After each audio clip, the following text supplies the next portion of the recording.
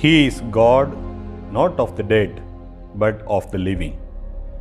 Dear friends in Christ Jesus, life is a journey from womb to tomb, birth to death, cradle to grave, opening eyes to closing eyes. We may postpone death with science and technology, but we cannot escape death. All in the grave, the palm of power, the boast of glory, the beauty and wealth will disappear one day. You are a mist that appears for a little while and then vanishes. James chapter 4 verse 14. Per second, 1.8 people die. Per minute, 107 people die. Per hour, 6,500 people die. And therefore, no one can escape death. Fear of death is everywhere and it is in everyone. No one escapes death, whether king or queen, rich or poor, leader or servant. All will see death. Death is a reality because everyone will die. Death is terrifying for faithless. Death is horrifying for loveless. Death is devastating for hopeless. But for the Christians, death is not the end of the story. We will be with Jesus. We may be absent from the body, but we will be present with Jesus Christ. And that's why devout men buried Stephen and made loud lamentation over him. Acts chapter 8 verse 2. Because Stephen was good, godly, other-centered, and he was a witness of Jesus Christ. We celebrate the All Souls Day. Those among us who have gone before us all the way, but they need to reach God. We need our prayers so that they may reach God. Catechism of the Catholic Church 1030. All who die still imperfectly purified undergo purification to enter the joy of heaven. The people of Israel journeyed from Egypt to the promised land where milk and honey flow. Our Canaan is heaven. Our journey is towards heaven. We want to go to heaven, but we do not want to die because death is very hard to digest. Death brings uncertainty. Death is a punishment of sin. Death imposes fear.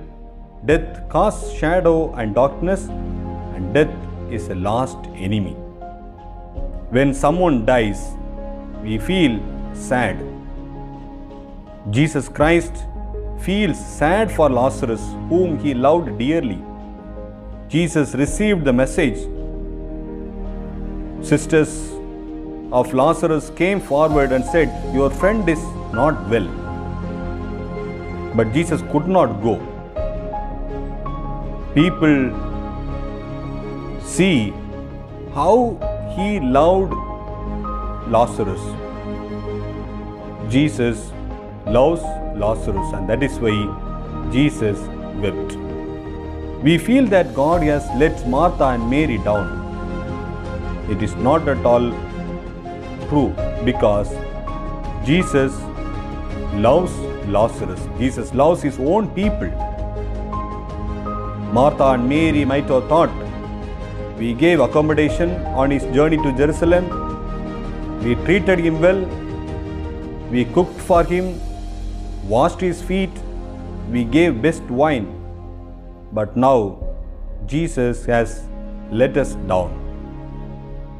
When Jesus saw the tears, Jesus immediately reacted. "Where have you put him?" He cried.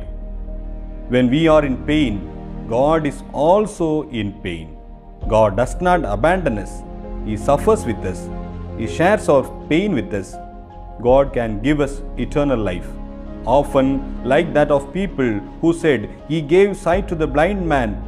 Did not he? Could he not have kept Lazarus from dying? Why is my mother? Why is my father, my brother, my friend?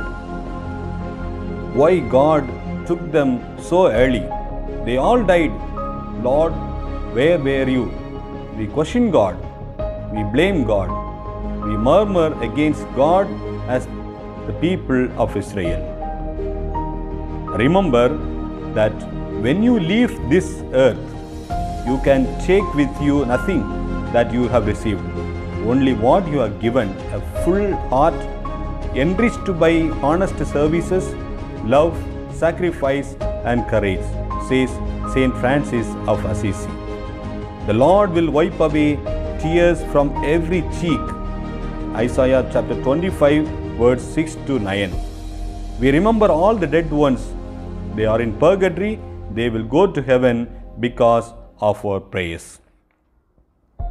Death does not terminate love, but transforms love. Death does not separate us from the person. If Job's sons were purified by their father's sacrifice, our prayers also will help them, says John Chrysostom.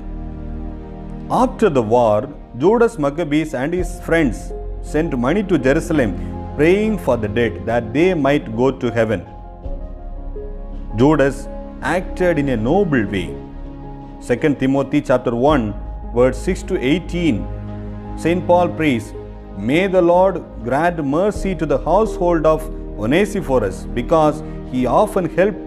When he arrived in Rome, he eagerly searched for me and found me. He helped service in Ephesus." We know nothing unclean will enter heaven. Sin, wrongdoings, all will be cleansed by our prayer. In his frailty, he might have committed sins, but Jesus will never make that mistake. While we were still sinners, Jesus died for us. Romans chapter 5 verse 8. Jesus Christ is the firstborn from the dead. He did not die of sin. He died for our sins. His death removes sin, and his death removes our death too. He comes to live with us. Even if we die, we will live in Christ. The world perspective, death is a loss, but it is a gain, something that is acquired because God has risen from this world. Death is not a fearful end, but an act of love, beginning of new life in Christ. The souls of the righteous are in the hand of God. No one will be lost in the sight of God. Very often we feel that we are lost.